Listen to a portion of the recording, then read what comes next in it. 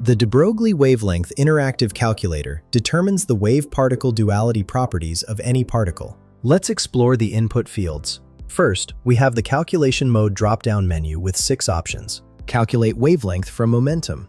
Calculate wavelength from velocity. Calculate wavelength from kinetic energy. Calculate momentum from wavelength. Calculate velocity from wavelength. And calculate energy from wavelength. For this demonstration, I'm using calculate wavelength from momentum. Next, we have the momentum P field where you enter the particle's momentum. Then there's the particle mass M field for the mass value. The calculator also includes velocity, V, kinetic energy, Ke, and wavelength fields, though which ones you use depends on your selected calculation mode.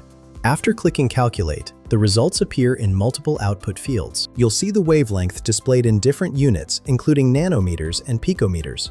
The calculator also provides the momentum, velocity, and energy values, with energy shown in electron volts. Additionally, you get the frequency and the regime classification, which tells you what part of the electromagnetic spectrum or matter wave regime your particle falls into. This tool streamlines quantum mechanical calculations for engineering applications.